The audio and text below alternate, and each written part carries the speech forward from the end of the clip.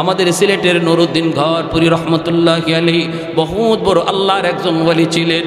শনি মঙ্গলবারে হুজুরে পানি ফোড়া দিতেন, পানিতে ফু দিতেন, মানুষ বোতল নিয়ে আসতো পানি ফোড়া নেওয়ার জন্য। হাজার হাজার মানুষের লাইন ধরতো পানি ফোড়া নেওয়ার জন্য। হুজুরে পানি ফোড়া কেমন করে সবাই দিবেন। হুজুরে কাম করতেন কি কাম, এক কাম করতেন কি আজিব কাম। ইনি মাদ্রাসার সামনে বিশাল বড় একটা পুকুর, এই পুকুরের মাঝে ফু দিয়া হুজুর চলে যাইতেন। বুঝছেন অবস্থা? পুকুরে ফু দিয়া হুজুরে বলতেন পানি নাও। পুকুর থেকে মানুষ পানি নিত, পানিতে কাম হয়ে যাইত। লন্ডন থেকে হুজুরের এক ভক্ত আসছে, হুজুরের ভক্ত, কঠিন ভক্ত। কয় হুজুর আমি লন্ডন থেকে আপনার পাগল হয়ে আইছি, হুজুর একটু পানি ভরার লাগি। হুজুরে কয় পুকুরও ফু দিছি। কয় হুজুর পুকুরের এক কোনায় ফু দিছেন, আর এক কোনায় ফু গেল কেমনে? হুজুর কয় গেল কেমনে তোমার বুঝে আসে না? কয় হুজুর আমার একই নয় না। হুজুর একই নয় কিন্তু ইতমিনানে কলব হয় না। হুজুর এই যে আমি একটু জগ লই আইছি, এই জগটার মধ্যে একটু ফু দেন, আমার খাস ভাবে একটা ফু দেন। হুজুর কয় তুমি খাস ভাবে ফু নিবা? ঠিক আছে জগ ভালো করে ধরো। হুজুরে কর না সুবহানাল্লাহ। কাচের জগ, কাচের জগ। আমাদের উস্তাদরা পাশে ছিলেন যারা নিজের চোখে দেখছেন।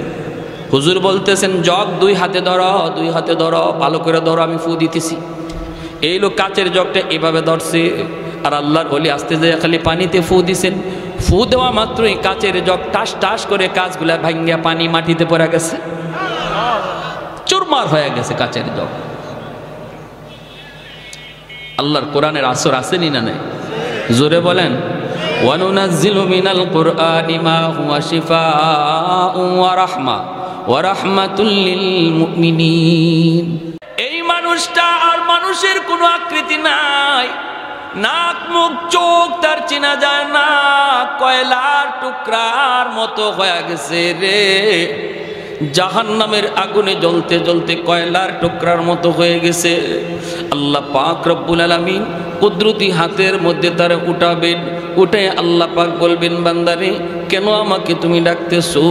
জাহান্নাম তো আমাকে ডাকার জায়গা নয়, আমাকে ডাকার জায়গা ছিল দুনিয়ার জগৎ। দুনিয়াতে একবার যদি আমাকে ডাক দিতে ৭০ বার আমি জবাব দিতাম। যেরকম সুবহানাল্লাহ। তাহলে বলুন তো আমল করার জায়গা মরার পরেই না মরার আগে? এ ভাই খেয়াল করে শোনো, আল্লাহ পাক রব্বুল আলামিন বলবে বান্দা কেন ডাকো একটু বলো। তখন বলবে মালিক, ও মালিক দুনিয়াতে আমি আমল করতে পারি নাই, আমলের মধ্যে আমার অনেক ঘাটতি, কিন্তু মালিক উলামায়ে কেরামের জবানে শুনেছি তোমার নাম রহমান, তোমার নাম হলো রহিম। আল্লাহ রহমান নামের খাতিরে একটু রহম করবানি, রহিম নামের খাতিরে মায়া করবানি। আল্লাহ পাক রব্বুল আলামিন তখন তারে আবে হায়াতের পানি দিয়ে ধুইয়া মানুষের আকৃতি আনবেন। রব্বুল আলামিন বলবে একটু দয়া করার কথা বলছো, করব কি চাও তুমি বলো। কয় আল্লাহ আমাকে তুমি জাহান্নামের নিচে ফেলায় রাখছো, দয়া করে যদি একটু উপরে উঠাইতা, একটু যদি তুমি জাহান্নামের উপরে দরজার কাছে রেখে দিতা গো। ও মালিক তুমি তো পারো, তোমার নাম রহমান। আল্লাহ পাক রব্বুল আলামিন তখন বলবে বান্দা ঠিক আছে আমি তোমার উপরে রহম করলাম, কথা আমি রাখলাম, কিন্তু ওয়াদা করো, ওয়াদা করো এরপরে আর তুমি কিছু চাইবা না। কই না গো মালিক আমি আর কিছু চাইবো না। জাহান্নামের দরজার পাশে এনে আল্লাহ তারে রেখে দিবেন। কিছুক্ষণ পরই আবার আল্লাহকে ডাক শুরু করবে, ইয়া হান্নান ইয়া মান্নান কয়া আবার ডাক শুরু করলো। বান্দা কি হয়েছে, আবার কেন ডাক দিয়েছো? কইব মালিক আমাকে যেই জায়গায় তুমি রেখে দিয়েছো এই জায়গাটা জাহান্নামের দরজার পাশ। আল্লাহ তুমি আমারে যেইখানে রাখছো এটা জাহান্নামের দরজার পাশ। এই জায়গাটা যেমন দরজার পাশ ওই জায়গাটাও দরজার পাশ। আল্লাহ তুমি যদি আমাকে দয়া করে এই পাশে না রেখে ওই পাশে রেখে দিতা। তোমার নাম তো রহমান, তোমার নাম তো রহিম, বলুন তো আপনারা বুঝে থাকলে বলুন, দরজার এই পাশ ওই পাশ বেশ কম আসেনি না নাই? আরো জোরে। এই পাশ হলো জাহান্নামের ভিতর, আর সে এখন যে পাশে যাইতে চায় এটা জাহান্নামের বাহির। সেই কথা কয় না আল্লাহ আমারে জাহান্নামের বাহিরে দিয়া দেও, এই কথা কয় না, না কয়ে বুদ্ধি করে কয় আল্লাহ আমারে যেখানে রাখছো এটা তো দরজার পাশ, তো এই পাশে না রাখি আমার ওই পাশে রেখে দাও। আল্লাহ পাক রব্বুল আলামিন তখন বলবে বান্দা তুই না ওয়াদা করেছিলি আর কিছু চাইবি না? কয় মালিক আমি তোমার দয়ার কাঙ্গাল, আমি তোমার মায়ার কাঙ্গাল। আল্লাহ তুমি তো দয়া করলে কারো কাছে তোমার জবাব দেওয়া লাগবে না। রব্বুল আলামিন তখন বলবে বান্দারে ঠিক আছে তোর কথা আমি রাখলাম, দরজার ওই পাশেই রেখে দিলাম, কিন্তু ওই পাশটা তো জাহান্নামের বাহির। বুদ্ধি করে তুই কথা বলছো নে, আমি তোর কথা রাখলাম, কিন্তু ওয়াদা কর এরপরে আর কিছু চাইবা না, এরপরে আর কিছু। কয় মালিক ওয়াদা করলাম আর কিছুই চাইমু না, কিছুই চাইমু না। আল্লাহ পাকের কাছে দ্বিতীয়বার ওয়াদা করলো, আল্লাহ তারে জাহান্নামের বাহিরে এনে রেখে দিলেন। কিছু দূর যাবার, কিছুক্ষণ যাবার পরেই সে তাকায়া দেখে ওই যে দেখা যায় জান্নাতের গেট, জান্নাতের গেটটা তার নজরে পড়লো। জান্নাতুল ফিরদাউস, জান্নাতুল নাঈম, জান্নাতুল মাওয়া, জান্নাতের গেটটা দেখে আবার ডাক শুরু করে দিছে মালিক। আল্লাহ পাক তখন কইব বান্দারে কেন আবার ডাক দিলি? কয় মালিক আমারে তুমি যেই জায়গায় রাখছো এই জায়গাটা জাহান্নামের ভিতরেও না, জান্নাতের ভিতরেও না। আল্লাহ আমাকে যেখানে রাখছো এখানে রাখা যে কথা, জান্নাতের গেইটের পাশে রাখা এক কথা। ওই বুঝে আসছে আপনাদের? আমি বলি না আমাকে জান্নাত দিয়া দাও, গেইটের পাশে একটু রেখে দাও, এখানে রাখা আর ওখানে রাখা এক কথা। আল্লাহ পাক রব্বুল আলামিন কই বান্দা আমিও তো বুঝি এক কথা ওই, কিন্তু তুই না ওয়াদা করেছিলি এরপরে আর কিছু চাইবি না। তখনই কই মালিক আমি তোমার দয়ার কাঙ্গাল, আমি তোমার মায়ার ভিখারি। আল্লাহ বলেন বান্দা নে, এই কথাও আমি রাখলাম, তোর জান্নাতের গেটের পাশেই রাখলাম, তবে ওয়াদা কর এরপরে আর কিছু চাইবি না। কয় মালিক আর কি চাওয়ার আছে, এত দূর পর্যন্ত আইছি এটাই শুকরিয়া, এর বেশি আর কেমনে চাইমু, আমার পুঞ্জি নাই, আমার তো মূলধন নাই। আল্লাহ বললেন ঠিক আছে ইয়াদ রাখিস, জান্নাতের গেটের পাশে এনে যখন আল্লাহ রেখে দিলেন, এই পাশে জান্নাতের ভিতরটা দেখার জন্য পাগল একটু ছিদ্র তালাশ করে, ছিদ্র দিয়া জান্নাতের ভিতরটা একটু দেখবে। আল্লাহ পাক রব্বুল আলামিনের মানসা হলো তারে আল্লাহ পাক জান্নাতের ভিতর দেখাবে। এরে যুবক আজকে কোন নেশায় পড়ে তুমি এত পাগল হইছো? কোন পাগলে তোমারে পাইছে? কোন শান্তির আশায় তুমি দৌড়াইতেছো? কোন মজা পাইয়া বেঈমানদের ষড়যন্ত্রে পা দিয়ে দিছো? জান্নাতের যে শান্তি আর নিয়ামত আর আনন্দ, আল্লাহ পাক জান্নাতের গেট অল্প এক পলকের জন্য আল্লাহ গেটটা একটু ফাঁক করে দিবে তার এক নজর দেখার জন্য। সুবহানাল্লাহ জোরে কোন। যেই মাত্র নজরটা একটু এক পলকের জন্য জান্নাতের ভিতরে পড়ছে, সাথে সাথে আবার গেট লেগে গেল। এক পলকের জন্য জান্নাতের আরাম আয়েশ আনন্দ আর চিত্ত বিনোদনের যেই দৃশ্য আল্লাহ রেখে দিয়েছে, এই দৃশ্য দেখা মাত্রই আবার পাগল হইয়া ওয়াদার কথা বইলা আবার ডাক শুরু করছে। আল্লাহ আবার বলবে বান্দা আবার কেন ডাক দিলি? তখনই কয় আল্লাহ আমারে কি দেখাইছো তুমি? এতদিন দেখি নাই, ভালোই তো ছিলাম, দেখে তো পাগল হয়ে গেলাম। আল্লাহ কি রাখছো তুমি জান্নাতের ভিতরে? আদাতুল ইবাদিয়াস সালিহিন মা লা আইনুন রাআত ওয়ালা উযুনুন সামিআত ওয়ালা খাতারা আলা কলবি বাশার। আল্লাহ নিজে বলেন জান্নাতের ভিতরে এমন আরাম আয়েশ আমি আল্লাহ রেখে দিয়েছি, তোমাদের চোখ কোনোদিন এমন আরামায়েশ দেখে নাই, কান কোনোদিন এমন আনন্দ আরামায়েশের কথা শুনে নাই, এমনকি তোমাদের অন্তর কোনোদিন কল্পনাও করতে পারে নাই এত আনন্দ এত আরাম আমি জান্নাতে রেখে দিয়েছি রে বান্দা। ভাইয়েরা বন্ধুরা, এই দৃশ্যটা দেখা মাত্রই সে পাগল হয়ে আবার ডাক দিবে। আল্লাহ পাক রব্বুল আলামিন বলবে, বান্দা কি হয়েছে বল? কয় মালিক, আমার এক নজর দেখে তৃপ্তি মিটে নাই, আল্লাহ আমাকে তুমি একটু ভালো করে দেখার সুযোগ দিবানি। আমি শুধু জান্নাতের ভিতরে ঢুকবো দেখার জন্য, দেখি আবার দৌড় দিয়া বের হয়ে আসবো। আমি জান্নাতে থাকবো না, কারণ থাকার মতো আমার কাছে কোনো মূলধন নাই, পুঁজি নাই, আমার তো জীবনে নেক আমল কম। আল্লাহ আমি তো আমল করতে পারি নাই, কিন্তু অন্তরের মধ্যে ঈমান রয়েছে। নবী বলেন, লা ইয়াদখুলুন নারা আহাদুন ফি কলবিহি মিসকালু হাববাতি খারদালিম মিন ঈমান। ঈমানের সরিষা পরিমাণ দানাও যার অন্তরে থাকবে, আল্লাহ তারও চিরকাল জাহান্নামে জ্বালাবে না। জোরে কোন সুবহানাল্লাহ। আল্লাহ পাক রব্বুল আলামিন কইব, বান্দা এবার তুই নিজে বল কতবার তুই ওয়াদা করলি আর কতবার ভাঙলি রে? তখনও কইব, মালিক আমি তোমার দয়ার কাঙ্গাল, আমি তোমার মায়ার কাঙ্গাল। আল্লাহ পাক তখনও তার উপরে দয়া করবে। কেন দয়া করবে না? কারণ আল্লাহর মানসাই হলো তারে জান্নাত দেওয়া, সর্বশেষ জান্নাতি।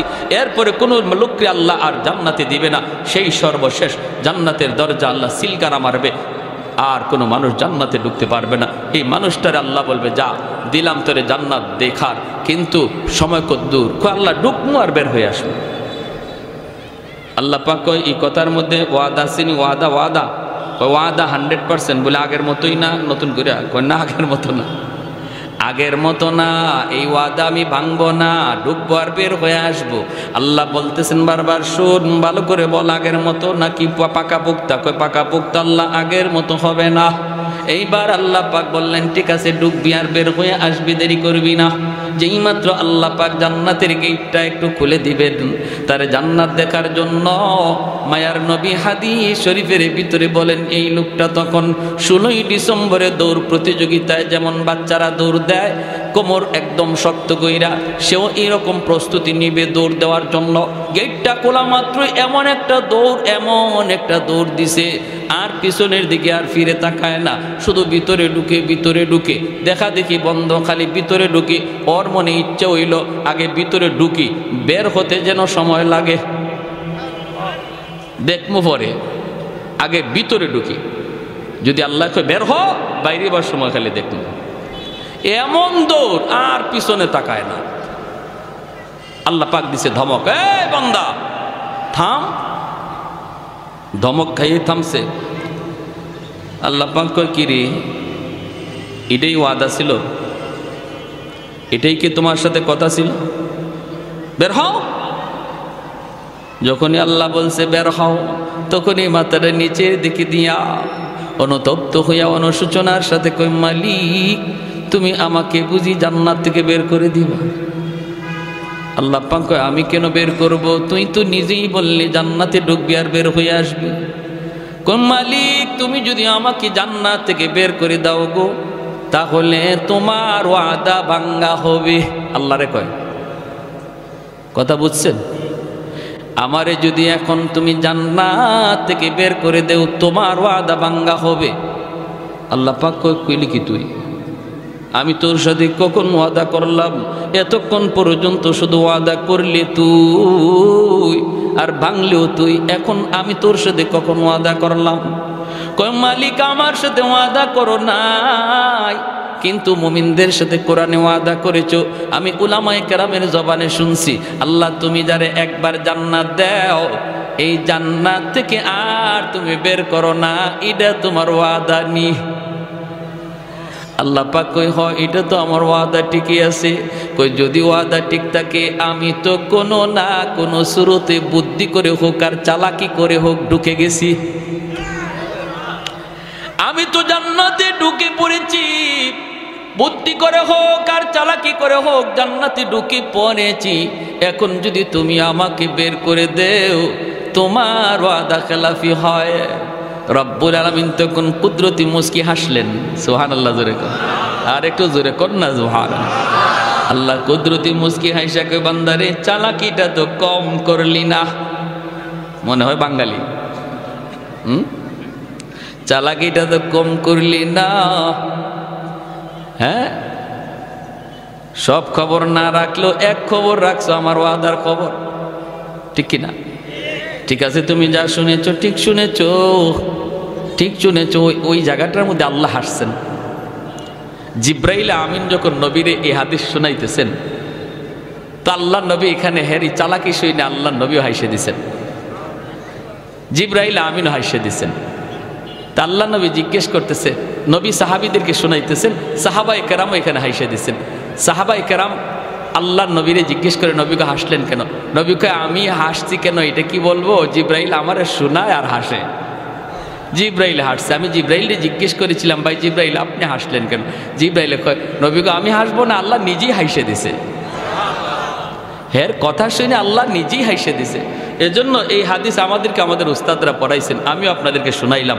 এই জায়গাতে আইসা সবারই একটু মুচকি হাসি বের হয়। আর এই হাসিটা এমন এক সুন্নত, সাহাবায়ে কেরামের সুন্নত, নবীর সুন্নত, জিব্রাইলের সুন্নত, আল্লাহর সুন্নত। সুবহানাল্লাহ।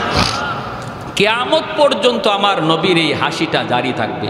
এজন্য হাদিসের পরিভাষায় এই হাদিসটাকে হাদিসে মুসালসাল বিদ্দেহেক বলা হয়। এজন্য বলছিলাম হাসি আনন্দ ইসলামে আছে, নবীজিও কৌতুক করেছেন। এরপরে ঘটনাটা কি হয়েছে তার সাথে আমি পরে বলতেছি, শুধু একটু কথা বলে নেই। নবীজি একবার সাহাবায়ে কেরামদেরকে নিয়ে এরকমভাবে গুল হয়ে বসছেন, আর নবী বলতেছেন, সাহাবীরা শোনো, খেজুর তো মাঝখানে আছে, খেজুর খাবা ভালো কথা, কিন্তু ফাঁকে আমার কিছু কথা শুনো, দিনই আলোচনা, খেজুরও খাও, দিনের কথাও শুনো। সাহাবায়ে কেরাম গুল হইয়া বসছেন, নবীজির পাশেই বসছেন নবীজির দামান, আমাদের সিলেটি ভাষায় কয় দামান, আপনারা বলেন মেয়ের জামাই, ঠিক না? জামাতা কিনি কে? হযরত আলী রাদিয়াল্লাহু তাআলা আনহু। 4 খলিফার মধ্যে প্রথম 2 খলিফা নবীর কি হন? শ্বশুর। জিগাও নে, খেলোয়াড়ের নাম যুবকরা সবার আগে কইব, কিন্তু এই জিনিসের খবর নাই। 4 খলিফা, প্রথম 2 খলিফা নবীর কি হন? শ্বশুর। পরের 2 খলিফা জামাই, হযরত ওসমান গনি আর হযরত আলী রাদিয়াল্লাহু তাআলা আনহু। এই দুজন হলেন নবীজির মেয়ের জামাই। আর আবু বকর সিদ্দিক আর হযরত ওমর রাদিয়াল্লাহু তাআলা আনহুমা, তারা হলেন নবীজির শ্বশুর। তো আলী রাদিয়াল্লাহু তাআলা আনহু নবীজির মেয়ের জামাই, অর্থাৎ খাতুনে জান্নাত ফাতেমা রাদিয়াল্লাহু তাআলা আনহাকে নবী আলীর কাছে বিয়ে দিয়েছিলেন, এই হিসাবে জামাই। আবার আরেক সম্পর্কে চাচাতো ভাই। তো পাশে বসা নবীজির, খেজুর খাওয়া চলছে, নবীজি দ্বীনের আলোচনা করতেছেন, সবাই আলোচনা শুনতেছে আর খেজুর খাইতেছে। খেজুর খাওয়া শেষ, আলোচনাও শেষ। এইবার নবী বলেন, শোনো, অনেক আলোচনা হলো, মাঝখানে একটা খেজুরের স্তূপ, এটাও শেষ।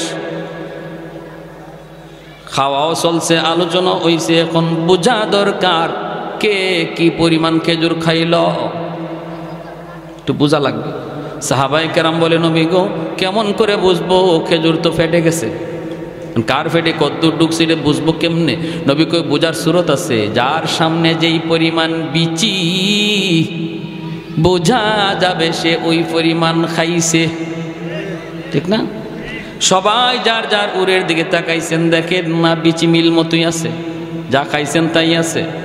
কিন্তু সবাই নজর করে যখন আলীর দিকে তাকান, দেখেন আলীর সামনে খেজুরের বিচির স্তূপ, ডাবল বিচি, গিলা দেওয়া। এখন সাহাবায়ে কেরাম চোখ বড় বড় করে ফেলছে, আরে বাপরে, আলী যে এত বড় খাদক, এটা তো আগে জানি না।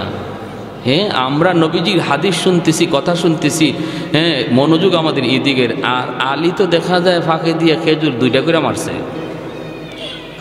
বুঝছেন? এখন হযরত আলী রাদিয়াল্লাহু তাআলা উনি নিজের উড়ে তাকাইছেন, নিজের দিকে তাকে উনি বেকুব বনে গেছে, ইন্না লিল্লাহ, আমার সামনে এত বিচি কি? আমি তো এত খেজুর খাই নাই, আমার সামনে এত বিচি। আর সবাই ওনার দিকে তাকাইতেছে, চোখ বড় বড় করে। উনি পড়ে গেছে শরমের মধ্যে, লজ্জায়। কিছু মানুষ আছে দেখবেন, আপনি যত কথাই কন, কথা কইবেন আপনি কন, কিন্তু হের খানা বন্ধ নাই, ঠিক না? আর কিছু মানুষ আছে কথা কওয়ার সময় যদি, খানা খাওয়ার সময় যদি কথা কয়, হ্যাঁ হাতে খানা প্লেটের মধ্যে হাত রেখে বয়ে দেয়, খাইতেই পারে না। আর মাশাআল্লাহ কেউ আছে মেশিন চলছে, তুমি যত গল্পই করো মেশিন চলবো, ঠিক কি না?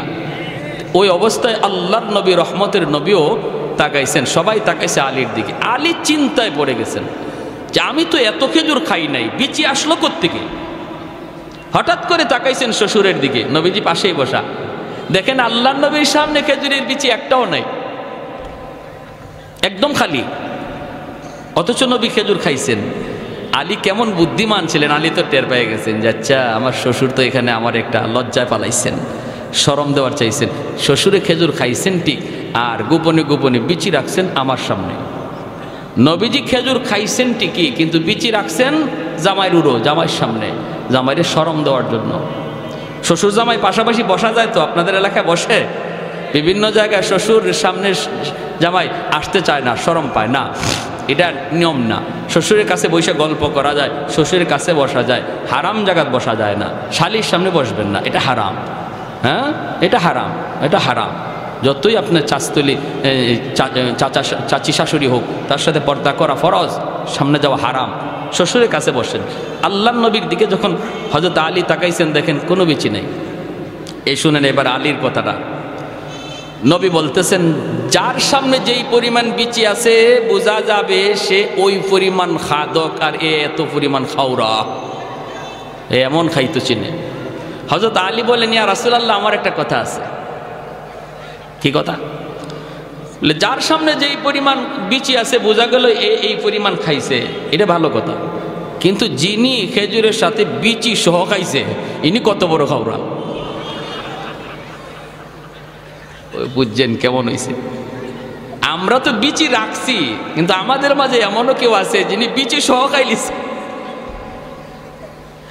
আল্লাহর নবী মুস্কি হাইসা বলেন, আলী ঠিকই তুমি, আনা মদিনাতুল ইলমি ওয়া আলিয়ুন বাবুহা, আমি এলেমের শহর আর আমার আলী হলো শহরের দরওয়াজা। যেরকম সুবহানাল্লাহ, আল্লাহু আকবার। এজন্য বলতেছিলাম বিনোদনের অনুমোদন ইসলামে আছে, তবে সেটা গান বাজায়া নয়, নারী পুরুষের ডলাডলি করে নয়।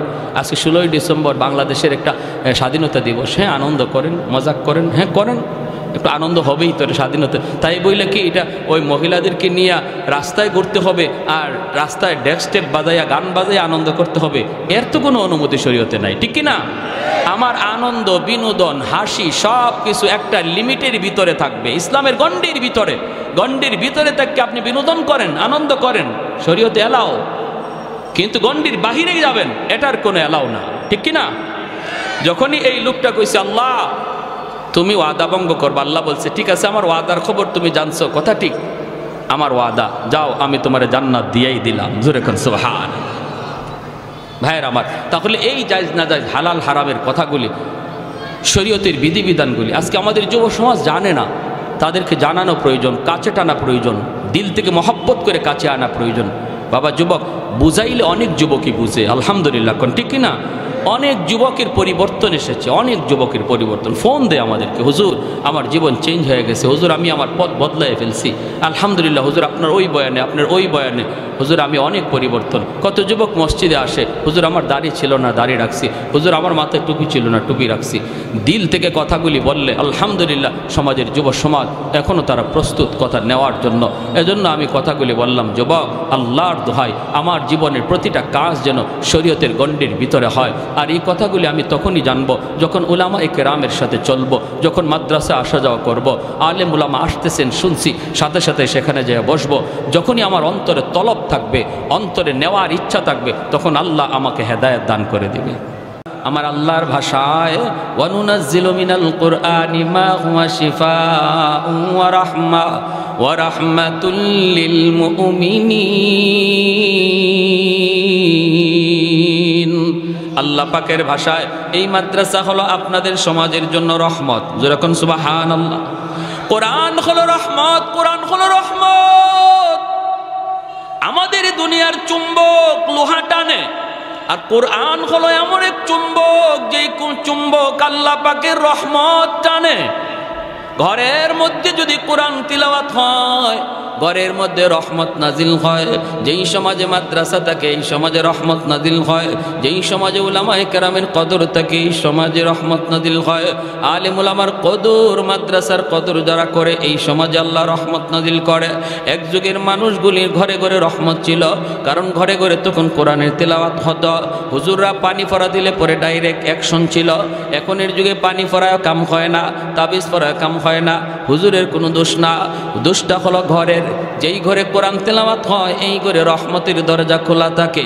যেই ঘরে কোরআন তেলাওয়াত হয় না, গান বাজনা চলে, টেলিভিশন চলে, নাটক সিনেমা চলে, খেলাধুলা চলে, এই ঘরে গজবের দরজা খোলা থাকে, রহমতের দরজা বন্ধ। মুসলমানের ঘরে প্রতিদিন টেলিভিশন অন করা হয়, টেলিভিশন চালু করা হয়, কিন্তু প্রতিদিন কোরআন চালু করা হয় না। ঠিক কিনা জোরে বলেন? আল্লাহর কোরআনের গিলাফটা পর্যন্ত মুসলমানের ঘরে পাওয়া যায় না। টেলিভিশনের কভার পাওয়া যায়। হুজুর পানি ফোড়া দেয় আপনার ঘরে ঢুকার জন্য। কোরআনের আয়াত পড়া হুজুরে ফু দিল, এই ফু আপনার ঘরে ঢুকতে যায়, যায় দেখে ঘরে রহমতের দরজা বন্ধ। ঠিক কিনা? ঠিক কিনা? যায় দেখে আপনার ঘরে রহমতের দরজা বন্ধ, ফু ঢুকতে পারে না, কারণ কোরআন রহমতের দরজা ছাড়া ঢুকে না, গজবের দরজা দিয়ে কোরআন ঢুকে না। ওই যুগে ডাইরেক্ট অ্যাকশন ছিল, কারণ মুসলমানের ঘরে রহমতের দরজা খোলা ছিল। বর্তমান যুগে রহমতের দরজা আমরা বন্ধ রাখছি, গজবের দরজা খোলা রাখছি। হুজুর কোরআন পড়ে ফু দেয়, কিন্তু ফুতে অ্যাকশন হয় না। ভাইরা, আল্লাহর কালামের মধ্যে কি পরিমাণ অ্যাকশন! আমাদের সিলেটের নুরুদ্দিন ঘরপুরি রহমতুল্লাহি আলাইহি বহুত বড় আল্লাহর একজন ওলি ছিলেন। শনি মঙ্গলবারে হুজুরে পানি ফোড়া দিতেন, পানিতে ফু দিতেন, মানুষ বোতল নিয়ে আসতো পানি ফোড়া নেওয়ার জন্য। হাজার হাজার মানুষের লাইন ধরতো পানি ফোড়া নেওয়ার জন্য। হুজুরে পানি ফোড়া কেমন করে সবাই দিবেন? হুজুরে কাম করতেন কি কাম? এক কাম করতেন কি আজীব কাম। ইনি মাদ্রাসার সামনে বিশাল বড় একটা পুকুর, এই পুকুরের মাঝে ফু দিয়া হুজুর চলে যাইতেন। বুঝছেন অবস্থা? পুকুরে ফু দিয়া হুজুরে বলতেন পানি নাও। পুকুর থেকে মানুষ পানি নিত, পানিতে কাম হয়ে যাইত। লন্ডন থেকে হুজুরের এক ভক্ত আসছে, হুজুরের ভক্ত, কঠিন ভক্ত। কয় হুজুর, আমি লন্ডন থেকে আপনার পাগল হয়ে আইছি, হুজুর একটু পানি ভরার লাগি। হুজুরে কয় পুকুরও ফু দিছি। কয় হুজুর পুকুরের এক কোনায় ফু দিছেন, আর এক কোনায় ফু গেল কেমনে? হুজুর কয় গেল কেমনে তোমার বুঝে আসে না? কয় হুজুর আমার একই নয় না। হুজুর একই নয়, কিন্তু ইতমিনানে কলব হয় না। হুজুর এই যে আমি একটু জগ লই আইছি, এই জগটার মধ্যে একটু ফু দেন, আমার খাস ভাবে একটা ফু দেন। হুজুর কয় তুমি খাস ভাবে ফু নিবা? ঠিক আছে, জগ ভালো করে ধরো। হুজুরে কর না সুবহানাল্লাহ। কাচের জগ, কাচের জগ। আমাদের উস্তাদরা পাশে ছিলেন, যারা নিজের চোখে দেখছেন। হুজুর বলতেছেন জগ দুই হাতে ধরো, দুই হাতে ধরো, ভালো করে ধরো, আমি ফু দিতেছি। এই লোক কাচের জগটা এভাবে ধরছে, আর আল্লাহর ওলি আস্তে যায় খালি পানিতে ফু দিছেন। ফু দেওয়া মাত্রই কাচের জগ টাস টাস করে কাচগুলা ভাঙ্গিয়া পানি মাটিতে পড়ে গেছে, চুরমার হয়ে গেছে কাচের জগ। আল্লাহর কোরআনের আসর আসেনি না নাই? জোরে বলেন। ওয়ানুনাজ্জিলু মিনাল কুরআনি মা হুয়া শিফাউন ওয়া রাহমা ওয়া রাহমাতুল লিল মুমিনিন। ফখরে বাঙ্গাল রহমাতুল্লাহি আলাইহি এক নাস্তিকে কয়, ট্রেনে দেখা, কয় হুজুর সাধারণ মানুষে আর কত দুকা দিবেন? বেঈমানে কয়, কয় কিরকম? কই যে মানুষ খুব বিশ্বাস করে আয় হুজুর একটা ফু দেন, ফু দেন, আর আপনি কি একটা বাতাস দিলেন, এই বাতাস দিয়া মানুষে আর কত দুকা দিবেন? আল্লাহর ওলি বলে বাতাসে যে কিছু আছে তুমি বুঝো না। কয় না, ওই যে আমি তো ফু দিলাম। কই কি হইল? আল্লাহর ওলি বলে ফুতে কি হয় তুমি বুঝো না? কয় না, বুঝি না। বুঝাইবেন? হুজুর কয় বুঝাইতেছি তো। ফুতে কি হয় বুঝো না? কয় না, বুঝি না। কয় বাতাসে কি হয় বুঝো না? কয় না, বুঝি না। আল্লাহর ওলি কয় তুমি বুঝবা কেমনে? তুমি তো যারর সন্তান, তোমার বাপের ঠিক নাই। ঠিক কর লাগে কই নাই, এখানে হেকমত আছে। যখনই আল্লাহর ওলি কইছে তোমার তো জন্মের ঠিক নাই, তখনই হের চেহারা লাল হয়ে গেছে। গালিটা সহজ না কঠিন? কঠিন না? চেহারা লাল হয়ে গেছে, বডিটা ফুলে গেছে, হাত মা ঘুরাইতেছে, ধরে লিব এখনই হুজুরে খাইয়া ফেলাইব। মানুষজন জমা হয়ে গেছে সব। মানুষজনকে কি হয়েছে হুজুর? কি হয়েছে না? হ্যাঁ সবাই থামাইতেছে, কি বিয়া কি হয়েছে? হুজুরের সাথে লাগছে। হুজুরে চিনো? কারে চিনমুনি পরে আগে আমার কি জাত গালি দিছে হুজুরে। হুজুর কি গালি দিচ্ছেন? হুজুর কয় না বেশি কিছু কইছি না তো, আমি কইছি যারও সন্তান জন্মে ঠিক নাই। হুজুর একটু বেশি হয়ে গেছে। হুজুরে বলে আমি তো গালি দিছি না, মূলত গালি দিয়ে তারে বুঝাইছি বাতাসে যে অ্যাকশন আছে। কয় কীরকম? কয় দেখেন হ্যাঁ বলছে আমরা যে ফু দেই বাতাস দেই, বাতাসে কি আছে এ বিশ্বাস হয় না, তো আমি তার একটা বাতাস ছাড়ছি। গালি এটা তো একটা বাতাস, আমি যে তারে কি মারছি? এই তোমার মারছি আমি? কয় না মারে নাই। হুজুরে মারে নাই কিন্তু আমি তার একটা বাতাস ছাড়ছি, নাপাক গালির বাতাস। এই নাপাক একটা গালির বাতাসে যদি তার চেহারা লাল হয়ে গেল, বডি ফুলে গেল, বডিতে এমন আসর করলো একটা বাতাসে যাইয়া আল্লাহর কালাম পাক কালাম পইরা বাতাস দিলে যে আসর হয় এটা তারে বুঝাইছি। কি বুঝেন? যেমন কুকুর তেমন হইছে না হইছে না? 100 এজন্য বলতেছিলাম যেই ঘরে কোরআন তিলাওয়াত হয় এই ঘরে রহমতের দরজা খোলা থাকে, রহমতের দরজা খোলা থাকে। ভাইয়েরা, যেই সমাজে মাদ্রাসার কদর, এই সমাজে রহমত নাজিল হয়, তাহলে আমাদের এলাকার জন্য যদি রহমত চাই মাদ্রাসাকে ভালোবাসতে হবে। ঠিক কিনা? জোরে বলেন, আরো জোরে। মাদ্রাসার প্রতি বিদ্বেষ রাখা যাবে না, মাদ্রাসার প্রতি কোনো ধরনের খারাপ চিন্তা রাখা যাবে না। ছোট ছোট বাচ্চাগুলি ভুল হতেই পারে, এরা মানুষ, ফেরেশতা না, ভুল হতেই পারে। আমি যদি মাদ্রাসাকে দিল থেকে মহব্বত করি তাহলে ভুল চোখে বললে আমি মাদ্রাসায় এসে যেভাবে সংশোধন হয় সেভাবে বলবো। রাস্তাঘাটে মাদ্রাসার বিরুদ্ধে কথা বলে বদনাম করব না। যদি করি তাহলে বোঝা গেল মাদ্রাসার সাথে আমার দুশ্মনী।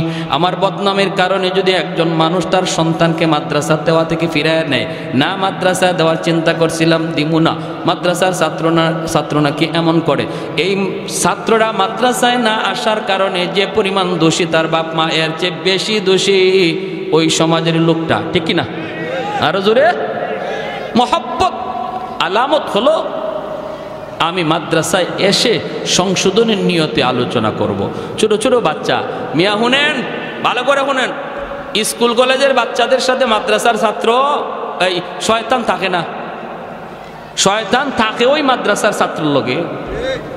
একটা ছাত্ররে যদি মাদ্রাসার একটা ছাত্রকে এই লাইন থেকে শয়তানে সরাইতে পারে তাহলে শয়তানের জীবনের সকল শয়তানির শ্রেষ্ঠ শয়তানি এটা। ঠিক কিনা? শ্রেষ্ঠ শয়তানি। এজন্য টাইম দেয় শয়তানি খুব বেশি মাদ্রাসার ছাত্রদের পিছনে। স্কুলের ছাত্রের পিছনে তো চাবি দিয়েই ছাইড়ে দিছে, আর টাইম দেওয়া লাগে না, টাইম দেয় মাদ্রাসার ছাত্রের পিছনে। কোনো রকম তার এই লাইন থেকে সরানো যায় কিনা। আমরা যখন বিশেষ করে হিফজের ছাত্ররা, বিশেষ করে হিফজখানার ছাত্র, এরা একদম বেহালত অবস্থা। আমরা তো হিফজে পড়ছি না, জামাতে পড়ছি। যখনই মাদ্রাসার নামাজের টাইম হতো, হিফজের ছাত্ররা মসজিদে আসতো, তখন আমরা জামাতের ছাত্ররা ওদেরকে সাইড দিতাম আর বলতাম ইয়াজুজ মাজুজ আসতেছে। কারে ঘুষি দিব, কারে কোন দিকে হালাইব লাথি দিয়া, কোন গাছের ডাল ছিঁড়ব, এটা হিসাব নাই। কারণ এতক্ষণ পর্যন্ত আসিল একটা বন্দির ভিতরে, পারছে না, শয়তানে আঙ্গুল দিয়েও পারছে না, কারণ হুজুরে বেদ সামনে। আর এখন একটু সুযোগ পাইছে, এজন্য আসতেছে। একদিন আমি সিলেট এক মাদ্রাসায় পড়ি, যখন ওই পিছনে নামাজে দাঁড়াইছে আর হিফজের ছাত্ররা পিছনে কিলাকিলি ঘুষাঘুষি শুরু করে দিছে। মাদ্রাসার একজন এই খুব শুভাকাঙ্ক্ষী একজন মুরব্বী মানুষ, হাজি সাহেব, মাদ্রাসার পাশেই, মাদ্রাসার দিকে খেয়াল করে, মাশাআল্লাহ খুব ভালো, কিন্তু উনি দোষ ধরে বেশি মাদ্রাসার ছাত্রদের ভুল বেশি ধরে, উস্তাদদেরকে বলে। তো ওনারে দেখলে আমরা ভয় পাইতাম, একদম সোজা হয়ে দাঁড়াই থাকতাম। উনিও মসজিদে নামাজে, আমরাও নামাজে, পিছনে ধুমধাম শুরু হয়েছে কিলাকিলি ঘুষাঘুষি। নামাজ শেষ হওয়ার পর আমি মনে মনে ভাবতেছি, আল্লাহ আজকে হাজি সাহেব যে কি কয় আল্লাহ জানে। নামাজটা শেষ হয়েছে পরে হাজি সাহেব দাঁড়াই গেছে, হুজুর। মসজিদ নীরব। সিলেটি ভাষা বুঝেননি আপনারা? কিছু বুঝছেন? অতানি ভুয়া ফান্ডে হিকাইন, তেল লাগলে তেল দেই, ডাউল লাগলে ডাউল দেই, চাউল লাগলে চাউল দেই, আর ফুয়াইনতে যে কিতা শুরু করেন খাইয়া তেল বানায় না। মানে যা চাই না আপনারা, আমরা তো তাই দেই। আর এই এই তেল খাইয়া বলে পিছনে নামাজে কিলাকিলি ঘুষাঘুষি করে। নাজিম সাহেব হুজুর দাঁড়াইছে, নাজিম হাজি সাহেব বন বন বন, হাজি সাহেব কী হয়েছে?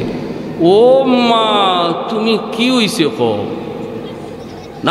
নামাজ পড়তাম পারছি না, ফুয়াইন্তের কিলাকিলি আর ঘুষাঘুষির তেলায়।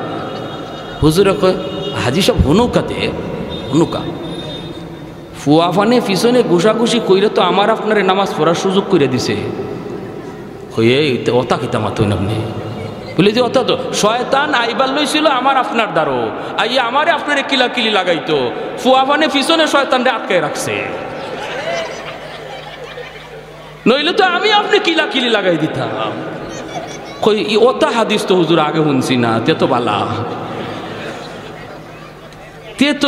তে তো ফুয়াইনতে বালা কাম করছো।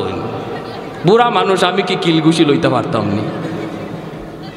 এই অবস্থা। এজন্য বলি ছোটো ছোটো বাচ্চারা একটু এদিক সেদিক নড়াচড়া হরকত করব, এগুলা মায়ার দৃষ্টিতে দেখবেন, মায়ার দৃষ্টিতে। কারণ এরা জেনতেন কোনো মানুষ না, আল্লাহর পছন্দকৃত, আল্লাহর বাছাইকৃত, আল্লাহ বাছাই করে আনছেন। এই সিনার মধ্যে আল্লাহর কালাম আমানত থাকবে। মায়া করে ডাক দেবেন, বাবা এদিকে আসো, নেসাবজি এদিকে আসো, মুন্সি সাহেব এদিকে আসো, নাম ধরেও না। আল্লাহ সবাইকে বোঝার এবং আমল করার তৌফিক দান করুন। যা কিছু শুনলাম, হ্যাঁ বিচ্ছিন্ন কিছু কথা বললাম, আল্লাহ সবাইকে আমল করার তৌফিক দান করুন। ওয়া আখির দাওয়ানা আনিল হামদুলিল্লাহ।